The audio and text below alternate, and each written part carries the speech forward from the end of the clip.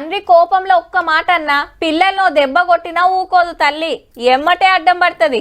బడికి పోయిన పిల్లగాడు ఇంటికొచ్చుడు జర్రంత ఆల్చమైతే పానమంతా అటే తొక్కులాడుతుంటది. చిన్న దెబ్బ తాకితేనే తట్టుకోలేదు. జ్వరం వచ్చి పిల్లలు మంచం మీద వండుకుంటే పొద్దు మాపు సేవలు చేస్తుంది. జర్రంత హుషారైతే గాని అప్పుడు అమ్మ పానం నిమ్మలబడదు.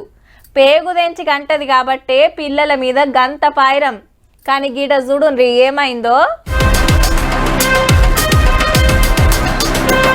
బుడ్డోన్ని ఈడ గుసబెట్టి అటు దిక్కుపోయింది మమ్మీ. బిస్కోట్ల కోసమో నీళ్ల కోసమో అనుకున్నట్టుండు, కానీ వెనకకు తిరిగి చూస్తే అమ్మకు పడలే. పాపం ఏడ్చుకుంటా బస్టాండ్ అంతా తిరుగుతాంటే అర్రే పిల్లగాడు ఒక్కడే ఉన్నాడని గీ అన్న చూసి అటు ఇటు దేవులాడిండు. ఆర్టీసోళ్ళకి చెప్తే వాళ్ళు మైకుల సాటింపేసినా ఎవ్వరు రాలే. ఎమ్మటే పోలీసులకు ఫోన్ కొడితే సీక్రెట్ కెమెరాలా గీ బండి మీద కనబడ్డది. చిన్నోడు గుర్తుపట్టి మమ్మీ మమ్మీ అని ఏడ్చిండట. నెంబర్ ప్లేట్ బట్టి దొరకబట్టిండ్రు. చెప్పున్నే కథ ఏందంటే కొడుకును నల్గొండ బస్టాండ్ ఇడిచబెట్టి సోషల్ మీడియా సోపతి గాంతోటి పోయింది. కింద మీద పడి నాయన ఫోన్ నెంబర్ దొరకబట్టి వేస్తే వచ్చిండిగా. ఉండేది హైదరాబాద్ లా, కానీ ఇన్స్టాగ్రామ్ లా దోస్తులై లవ్వుల పడ్డారట. వాణ్ణి కలుస్తానికి సిటీకెళ్లి నల్గొండకు పోయి కొడుకును బస్టాండ్ లిడ్సబెట్టి బండెక్కిందన్నట్టు.